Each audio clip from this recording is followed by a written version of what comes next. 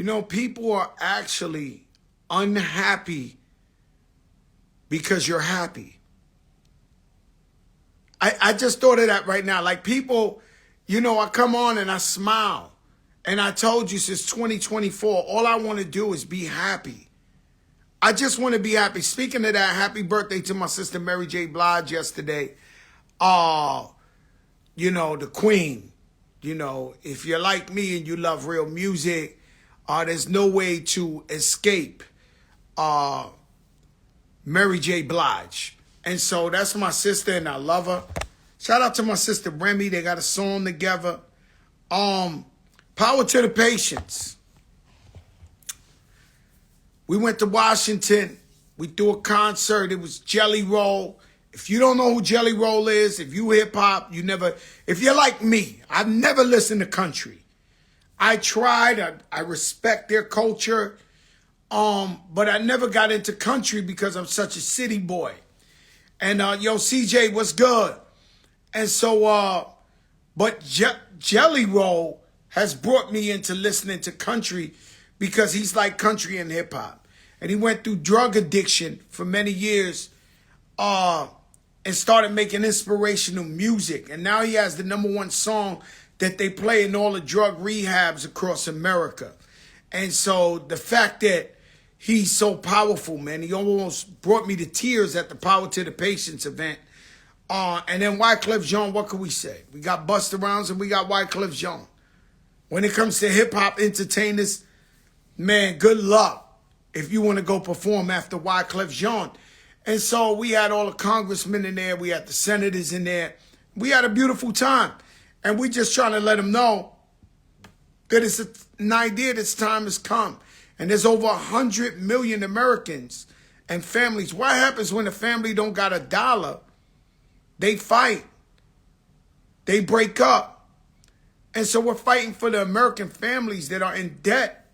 All we want to know is imagine if you had a credit card that sends you a bill at the end of every month, but doesn't tell you what you spent it on.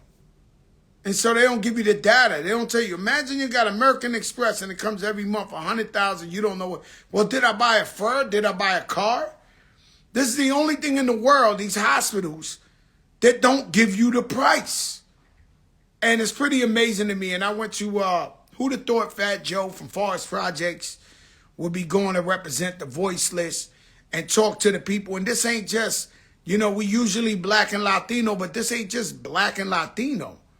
This is Amish, Native American. This is Jewish. This is Muslim. This is black. This is white. This is Asian. This is Latino. This is everybody who's getting robbed, Republican and Democrat. And so we got a thing going. Shout out Hakeem Jeffries.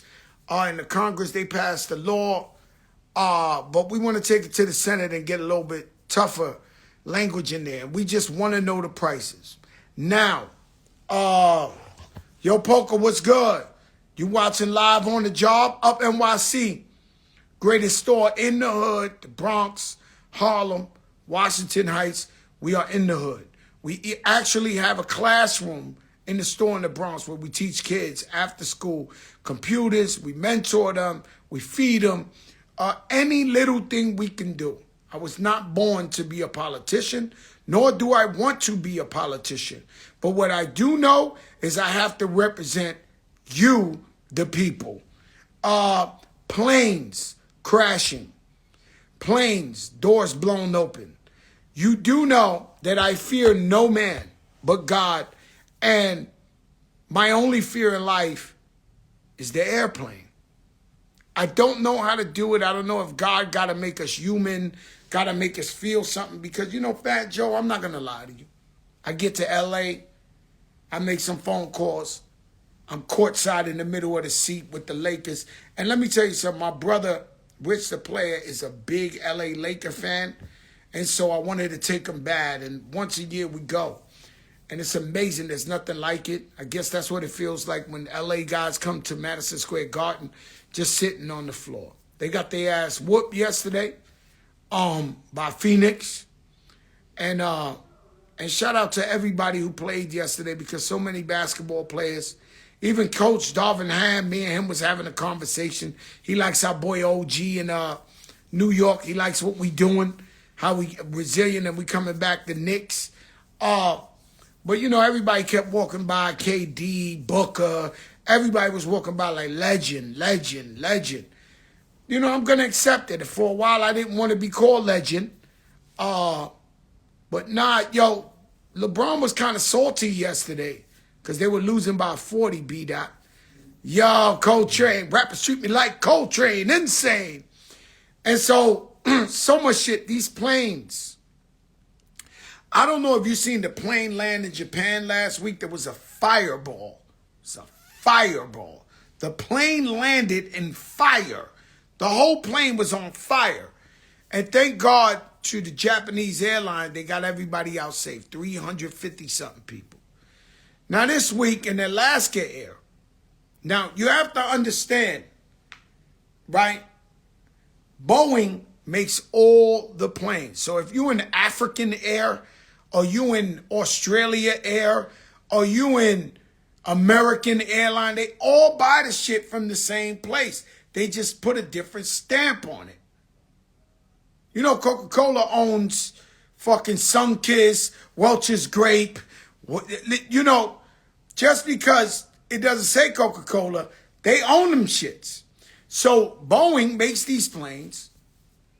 And the other day in Alaska Air, the fucking door blows off in the sky, which I would die. Like, I would die. I've been on a plane. I've been on terrible plane flights. But I've been on a plane where the motherfucker was where everybody knew he was dead. It kept going like this. When I mean like this, I mean it was dropping the height of an Empire State Building. They caught on, whoosh. And then we strapped on. Hey, Biggie, what's up, my brother? And we strap on. And then once we think it's normal, it went down. I've been on some shit, right? But when that happens, people don't scream. When that happens, everybody actually stays quiet and prays. And, you know, somebody praying to Allah, some praying to the Jewish God. I'm praying to Jesus Christ. We in there quiet. So this door blows open. Somebody had the courage to film it. But the guys that were standing right there strapped up, by the way, stay strapped on the flights, it works. Because the door blew open and the people had the strap and they ain't fly out. So if you think you too cool to wear the seatbelt on the plane, you bugging out. Because it's been proven on tape that if you strapped in, you might not fly out. And so the flight landed and it was safe, thank God. But then they started, everybody stopped there. I think it's the 737. Could you Google what's the name of the plane? Everybody stopped it all over because they all got the Boeing. One of my favorite airlines, United, grounded 9 planes that had the same problem. So United Airlines stopped 9 planes that the door would have blown open. And so we're so into this country's so into capitalism and making money that I'm watching the news now and they're like complaining, delays. You believe they stopped the planes? Well, maybe 9 of them, door was going to blow open. Oh, man. You guys, man. The internet had a ball calling me Jada Pinkett. Why violate that beautiful lady, man? Why violate that beautiful lady by calling me Jada Pinkett? You know, I thank you because I thought her jacket was swaggy, her outfit was swaggy. You comparing me, all right, that's cool, man. You know, you guys, man, the internet is undefeated, man. The internet, #1 trending. So everybody's calling me, you're #1 trending on in the world on Twitter. And I'm like, all right, cool, because, you know, I don't really like Twitter like that. And because they deal with a lot of hate on there. And so my man Drake from Cool and Drake's like, you know what you got to do to be #1 trending on Twitter? And I'm like, nah. He's like, you got to fucking die. Like, you know. And so everybody had a great time. Why fight the time when you could rewind the time? Man, that Rewind to 10. Let me tell you, people don't tell you they're painting their beards and their hair. They got a stigma. But boy, it's flying off the shelves. Boy, it's flying off the shelves. And it's the Rolls Royce of hair products. We got a box here so we can show them. You know, we always need a box. It's going crazy on Sally's Beauty. Katt fucking Williams. Now, let me tell you something. I've interviewed on here because of COVID, and I started the big show.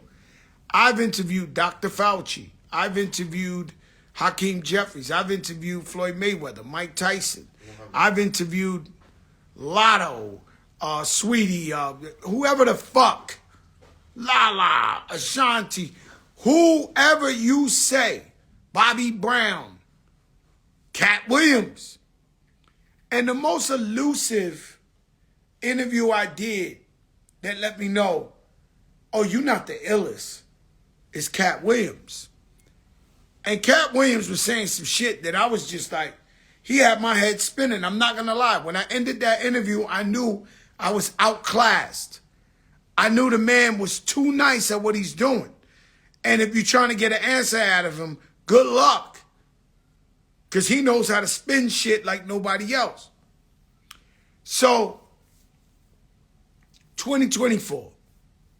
I just want to be happy. I'm throwing up happy shit, this, that. Everybody's happy for like 3 days. And Katt Williams comes out and busts his hammer. Legendary. Now, what does that mean? For me, I loved it. Why, Joe? Why did you love it? Because it's hip-hop. And hip-hop, we diss each other all the time. And so every single day, you know, just last month, I had the guy from Lean With It, Rock With It, snoring his lip like he was going to smack me or something. He's just, this normal shit in hip-hop. And so the fact that, Ivy Rivera, and because the fact that he does what we do every day in hip-hop, comedians are so, but comedians are the guys we look to laugh. Comedians are the guys that we want them to talk about anything. Fucking Dave Chappelle gets up there and talk about the craziest shit. I love it. All of them, right? And Katt Williams happens to be one of my favorite comedians of all time. Yeah. He happens to be one of my favorite comedians of all time. And so he went out there, he splashed everybody. You know, Tiffany Haddish, I went to her show just to see the beef. You know, I'm the algorithm. Okay, guys? You guys made me. Because you tune in to me whenever I turn on this shit. You are the guys that made me. But you're not wrong because every time I come on here, we're viral. We are the algorithm. And so, Katt Williams, the next day, Tiffany Haddish, she invites me to her show. It's in the middle of the shit. She goes in there, she splashes him a little something. I think almost in a too much respectful way. You know what I mean? I want the bullshit. So I go up in there, I try to hype her up like, yo, Tiffany, you got to go crazy. Katt Williams gave you, actually, not her, but he actually sparked life into the comedy field. Not just for him going on his tour, but he got everybody popping. And so Cedric the Entertainer, when's the last time you want to hear if he wanted to fight a one-on-one? Steve Harvey. You know, Steve Harvey is who I aspire to be. He's at a level of affluency and excellence where I want to be. But every now and then, Steve needs to know he can be touched by the streets. So everybody, he picks everybody apart like this, but that's hip hop. How many times Tony Yayo went on there and did 5 hours on fucking Drink Champs? I did 2.5 hours on fucking Math Hoffa talking shit. And so the comedians, you would think guys that talk shit all the time and make fun of everything, we're in the up. No, bro. You got to take the good with the bad. Stephen A. Smith is trying to pull a Katt Williams. Yeah, yo, Katt Williams fucked the game up. You know, you go with Shannon Sharpe. That's the key right there, guys. He did it with Shannon Sharpe. And so for years, Stephen A. Smith has been the king of sports talk. Who's my brother? Stephen A. Smith, I fuck with for real, in real life. Not for fake life, but he's been the king. And he's been in the lane by himself. And everybody loves him, but Shannon Sharpe, you know, he threw up a unicorn. He threw up a Kanye West at Drink Champs. Motherfucking 40 mil, 50 million. That changes the game. But Stephen A said, yo, fuck that. I know how to blast niggas too. He went up in there and started splashing dudes. Hey, I'm all for it. I'm like this.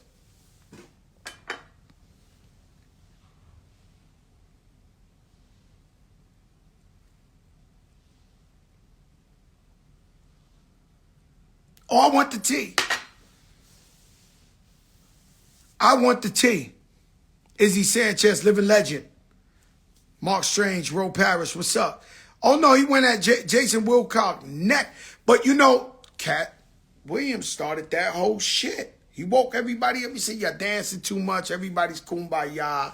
It's 2024. Fat Joe's out here. He forgot he's Fat Joe from the projects. He's smiling, playing all night long. He said, fuck that. I'm splashing everybody. And guess what? Stephen A said, oh, no. Salam alaikum, my brother Fazil over there in Saudi Arabia. Peace, my brother. Peace be on to you, beloved. And so, this shit crazy. We can't get enough of Katt Williams. And so now to justify, Katt Williams is so big right now, to justify you're cool, you have to pick up a clip. Something, I threw up a clip where he was calling Richard Pryor all type of crazy shit. But then later people said Richard Pryor wrote that in his book, but he's calling shit. Richard Pryor is the blueprint. Richard Pryor is the greatest ever. He was talking some shit. I didn't get it, but I had to throw it up there. Why? Because I needed the authenticity. I needed to prove to y'all that I was years ahead of this interview. And I had Katt on here, and he was been talking crazy shit. And so, Jeffrey Epstein. Can't get enough of this guy. King of corruption. And the man's dead. And let me tell you something. They pull out a list. They put out a fake list first. You knew that, right? You know they put out a fake list, and they had me on it. I don't know that motherfucker. Yo, they had me on a fake list. Let me tell you something. You guys wish. You guys wish I was on a motherfucking Epstein list. I don't care if Epstein killed himself, didn't they kill him? Fuck him. Okay? They say don't speak ill of the dead, but this guy, piss on his shit. He's a piece of shit. And so Katt Williams says, yo, I met with Harvey Weinstein, and he asked to suck my dick to give me a role in the movie, right? And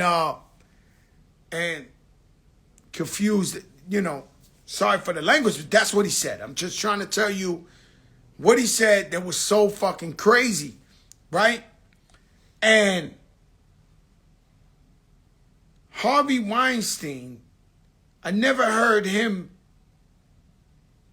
doing that. I heard him making promises to women and Me Too movement and taking advantage of them at a sense of power, right?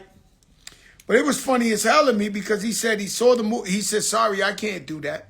He saw the movie come out and there was 3 black main actors on there. He said, goddamn, what the fuck they had to do to Harvey Weinstein to get that role? That's some shit.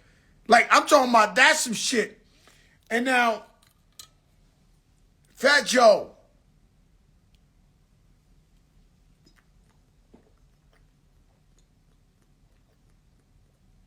It's one of the greatest hip-hop storytellers of all time. According to you.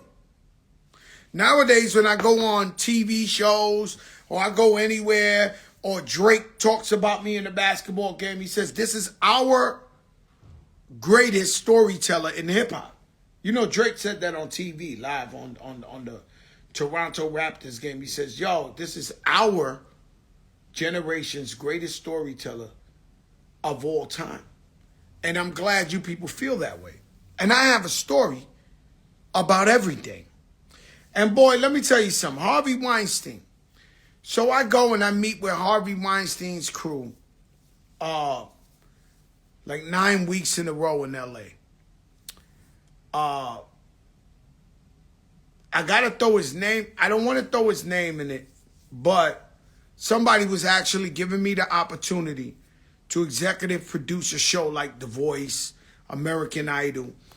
And I was going to executive produce it, own it in equity, but at the same time, I was with a big boy, right? And I've said this story before, but I kept coming. Harvey Weinstein got this marble building out here. I'm in L.A. He got this marble building out here. I went there 9 times in a row. And finally, we're going to do the deal.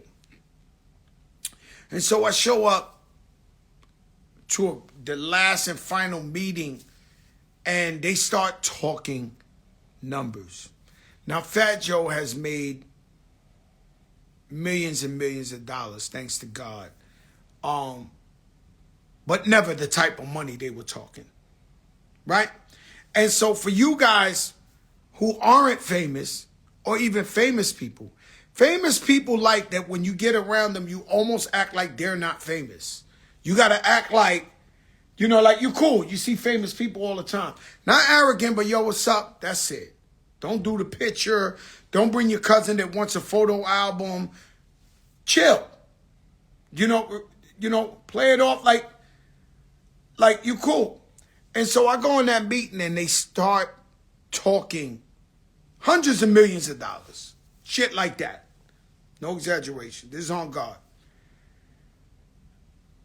It's all I ever wanted. And so while they're telling me this, I start sinking under the table in the middle of the fucking room, the boardroom, with the Weinstein people. Our people was there, Rock Nation. I couldn't control it.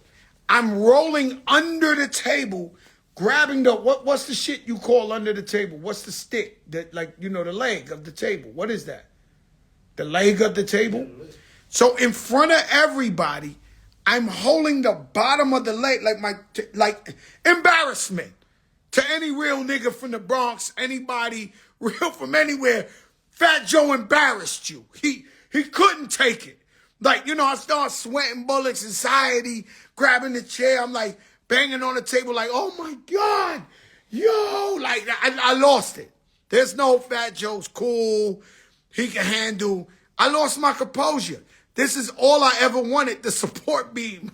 I'm grabbing the bottom of the shit like, yo, right? And so I get up out of there. My hotel might have been 10 blocks away. I got a driver, got security, got everything. And I just got to walk. The only time I felt like this was when my daughter was born and I saw her eyes and I knew she owned me. I couldn't even get in the car. I had to walk for miles. I just was walking. And the driver was like, Mr. Joe, get in the car. I was like, fuck that. I did it. I am the fucking man. King Kong. I did it. And so I go, hotel, great dinner. 6 in the morning, I throw on my CNN. It's all over the news. This guy, Harvey Weinstein, Me Too movement, they're locking him up. And I'm like,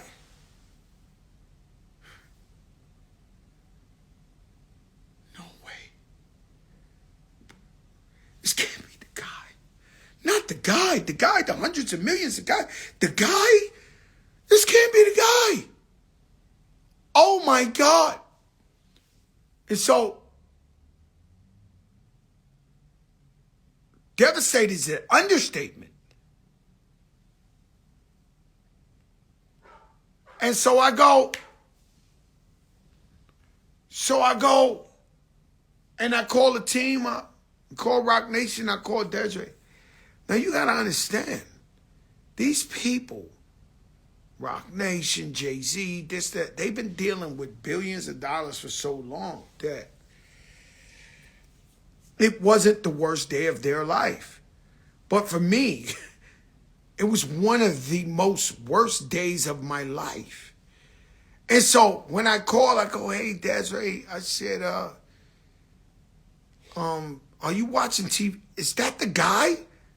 And she says, yes, that's the guy. And I said, well, is this deal still on? Like, can I talk to his cousin? Can I talk to his uncle? Like, which Weinstein is good? She said, oh, no, deal's done. Bye-bye, Joe. Got to take another call.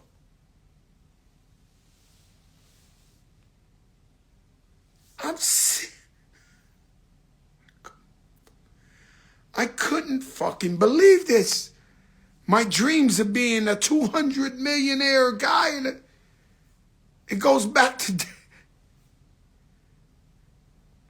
And so, Harvey Weinstein, you know, boy, that motherfucker fucking character, man. You know? And we got aliens walking around Miami. Now, let me tell you something. It's cute. Right?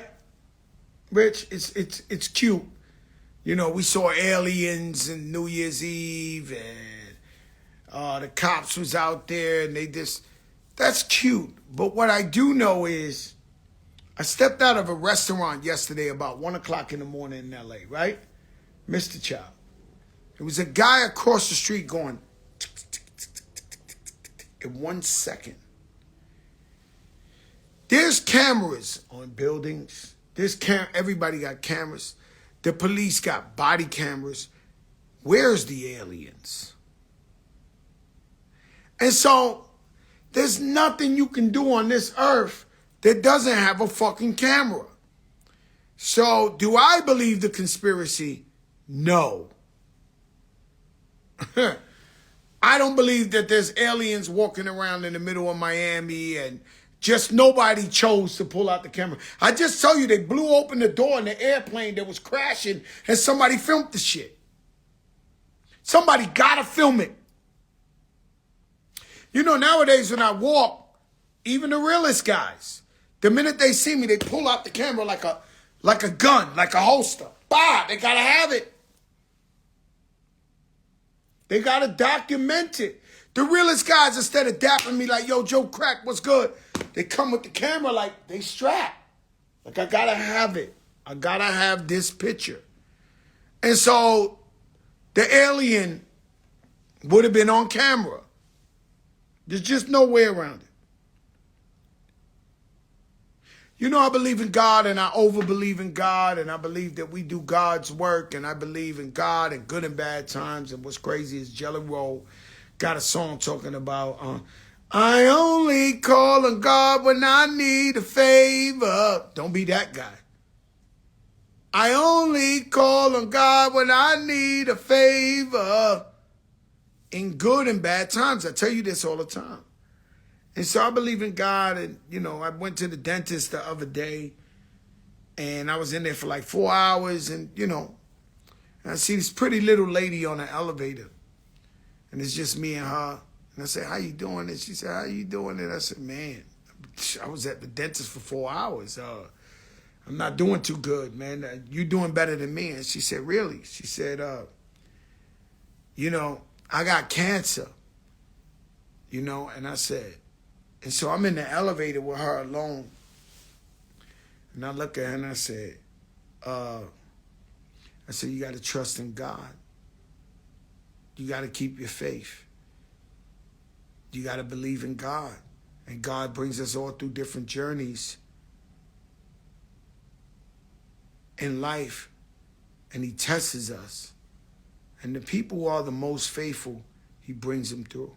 She said, well, I feel like giving up. I said, no. You got to believe in God. So I got in the car, and I felt really, really sad. And I said, damn, man, you just talked to this woman, and she has cancer, and you just telling her believe in God. And I would be lying to you guys, because that's what I tell you every day. And so that's all I could tell someone. If I was in that position, all I could say is, yo, keep your faith, go hard. Keep going hard to God. And if he takes you with him, then you with him. You're home. And so, you know, shout out to everybody out there, man, that's going through a tough time, man. Keep God in your life. That brings me up to Kodak Black. Now, Kodak Black is a young legend, credible artist. And see, this is what goes on, right? There's people that get caught with drugs that you know they're trying to make money off of drugs. The drug dealers. You know the difference. Then you know a guy who uses drugs. So you're a judge, and every day you see hundreds of cases, over the years, thousands of cases, right? You're a judge. That's what you do. So you've seen everything. And people come in there with kilo of cocaine, this, that. They're trying to sell it, distribute it. This is a drug dealer. It might be actually a mule. A lot of people carrying drugs and don't even know they're carrying drugs. So you might be a mule without knowing it. I had a friend die like that. And then you're a drug addict. You know, my brother got arrested maybe 60, 70 times using drugs. And my brother's one of the illest guys in the world. So if you like Fat Joe, if you think he's interesting and you think he's funny, I got it all from my brother Angel. One of the smartest guys in the world. He got on drugs, and I thought he was selfish. And because I never used drugs, I didn't understand that it was a disease. It was an addiction. And over the years, I realized, damn, my brother's so smart. If he could get off that, he would have. He'd have got off that. And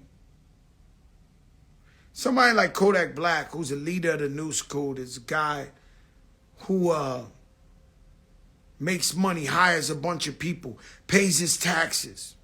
He does everything right. But one thing, it feels like he's addicted to drugs. Now, a guy like Kodak Black comes into your courtroom.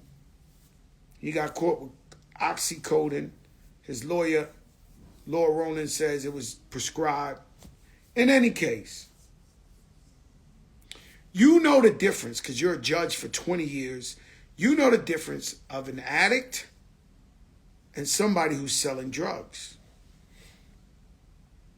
And a lot of times, people use our celebrity against us. You want to be famous? Now I'm going to make my headlines off of you. You know, it brings me to the time, man, when I had to go to jail. And I'm sitting in front of the judge. And I'm pleading my case. Now it's up to her whether she gives me 2 years in jail, house arrest, probation. She could do whatever. And I came in humble. I didn't stick my nose up. I told the judge, the courtroom, yo, I'm sorry for what I did, even though the truth is I didn't do it. But I'm sorry for what I did, and I'm here, and I paid you all your money back, and now I'm broke, and maybe that's enough. But when she goes to say whether I go to jail or not, I look to the side, and I see the prosecutor who locked me up, young guy, sitting at the edge of his seat, at the corner of his seat, like a pit bull, ready to grab somebody by the leg. And when she says, 6 months, he goes, whoo! He looks around and he punches in the air like, bro, I feed the community. I got employees. I'm not sticking nobody up. You really want me to go to jail that bad, brother? Just because it puts a stripe on your chest, you locked up Fat Joe, you put him in jail. And so these people become overzealous. And so you got somebody like Kodak Black. Listen, man, the man get high. He got a problem. He got to find God, find himself, get off these drugs. But otherwise than that, he's a hardworking man with a family that pays bills, pays taxes, has employees, has a crew that he pays, a mother he takes care of. Bro, send him to the greatest program. Treat him as if he was John Kennedy Jr. or something. Treat him like he's one of these guys that, hey, they just addicted. Come on, man. So they want to send him back and take his pardon away and give him real time because he uses drugs. You know it's an illness. You know it's an addiction. Ain't that what we fighting now, the opioid epidemic? Watching my brother Jelly Roll the other day. Jelly Bean's a piece of shit. Jelly Roll. The other day, he's talking about every 5 minutes someone dies in America of an overdose, a fentanyl and opioid epidemic. This isn't new to nobody. Stop playing with the young man. Give him the best program in the world that he could pay for. And let's hope that he could get off of the drugs and tell his story to motivate other young kids that look up to him to get off the drugs. I flew into Washington the other day, and I was watching the news, and they said it was a big storm, and sometimes they right, sometimes they not. Let me tell you something.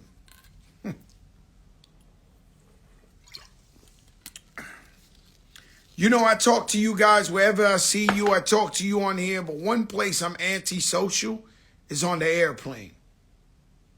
So I could sit back to the prettiest lady, the nicest guy.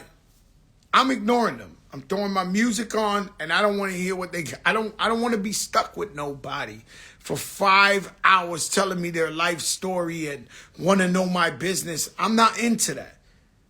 That's how the great Buja Banton got jammed up on a plane. I'm not doing that.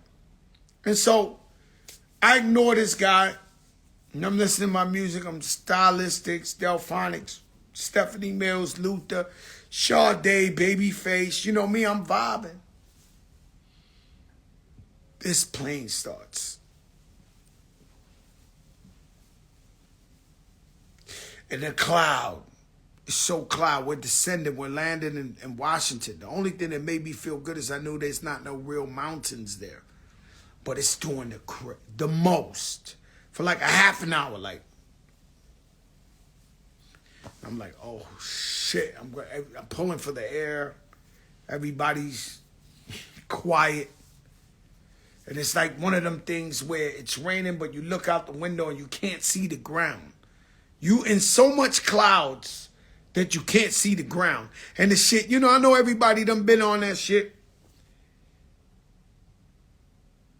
And then finally, we see under the clouds and we right over the buildings. Like dangerously low. Right over the buildings. This pilot was amazing. He landed. When I looked to the left, the young man that was sitting next to me looked at me and said, and hugged me. And so because I'm pussy on the plane, all the time I think I'm exaggerated. I think it's me. I'm just pussy, but he hugs me.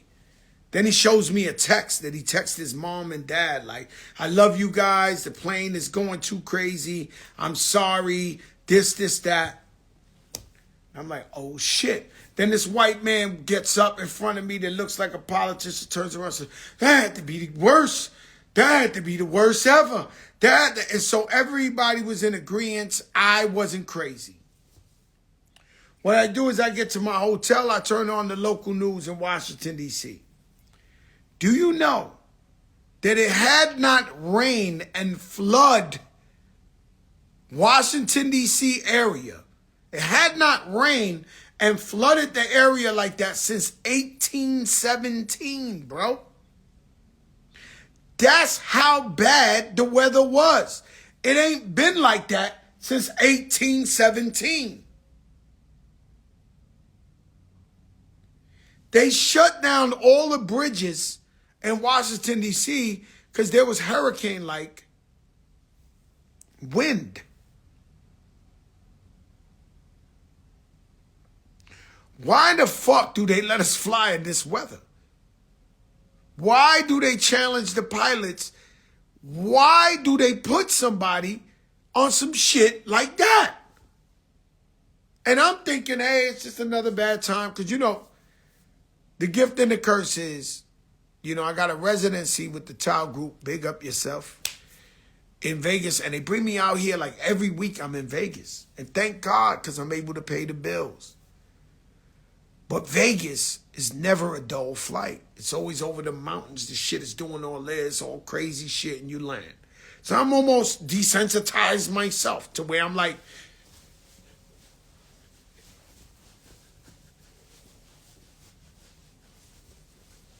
and then I land. But it ain't rained like that since 1817. Hurricane-like winds. There's got to be something wrong. I know it's money. I like money, capitalism. But I do not know. I do not know. And you know what I noticed the other day? I really thought about this. The airplane is my new place of worship. If I think about where I pray the most, I pray in the morning, I pray at the night, during the day, but I pray. If I could tape my sermons on the plane, dear Lord, please, don't let the rabbi die. Dear Lord, please, don't let this little girl die. God, do you see that service dog? He's so cute. You don't want to, like the type of shit that I preach on these planes, I realize this is my place of worship. And so God makes me so vulnerable on these planes that I just start praying and praying for everybody and praying. And this shit is crazy. And so one thing I noticed was, shout out Brett Gun 3. You know, I gotta, let me play some music. Don't go nowhere. Let me play something. And then I'll come back. I'm